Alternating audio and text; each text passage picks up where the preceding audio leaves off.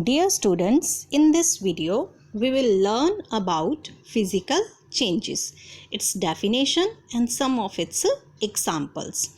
First of all, a change in which no new substances are formed and which can be reversed by reversing the conditions is called a physical changes. Means there are two characteristics of the physical changes. First one, no new substances are formed, and second one, it can be reversed by reversing the conditions. Then we will study here the different examples. First, the glowing of a heater or a bulb, thermal expansion of a substance, changes in state of matter, sublimation, dissolving of a substance in a liquid. Now we will go to study in detail about these examples. First one, the glowing of a heater or a bulb. As in the picture you can see, a bulb is glowing because it is getting a supply of an electric current. But when we will stop the supply of electric current, the bulb will stop glowing. It means by reversing the conditions, reverse change is possible. And second thing, while glowing, there is no any formation of the new substance, so it is a kind of physical change. Next thing comes thermal expansion of a substance. Thermal expansion means when things increase in size on heating and reduce in size on cooling. Generally, solids, liquid and gases, all the three states of matter shows expansion when they are heated and contraction when they are cooled.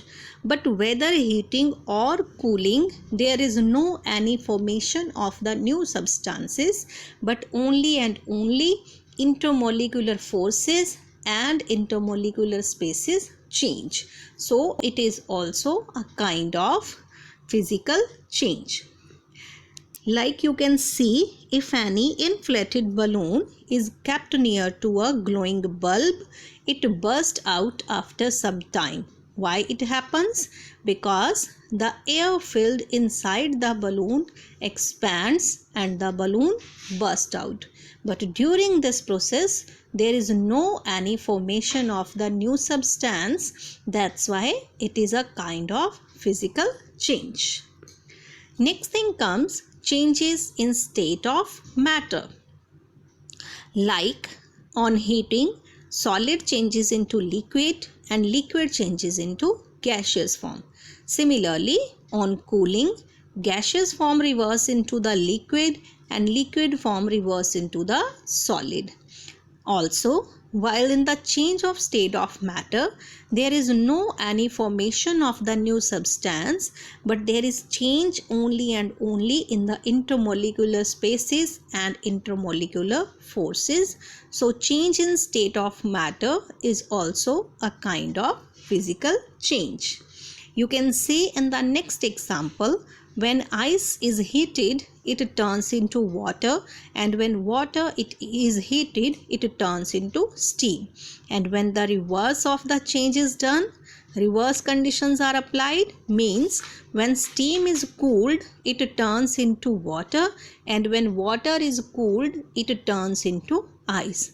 So process can be reversed, change can be reversed. Also, there is no any formation of the new substance, but only the change in intermolecular forces and spaces.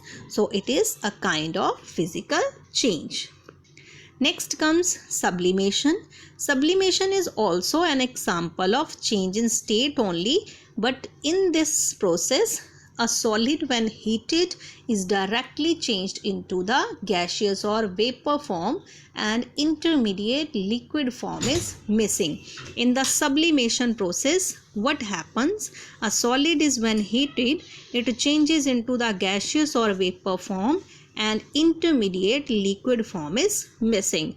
As it is a change in state of matter only, so sublimation also comes in the class of physical changes. The last one example of this is dissolving of a substance in a liquid. When we dissolve any substance in a liquid, the liquid is called here solvent. The substance which we are going to dissolve, that is called solute, and on dissolution what we get, that is known as solution.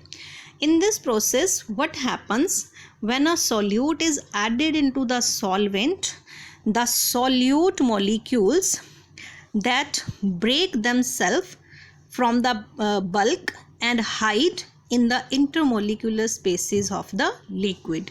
There is no any change in the volume of liquid.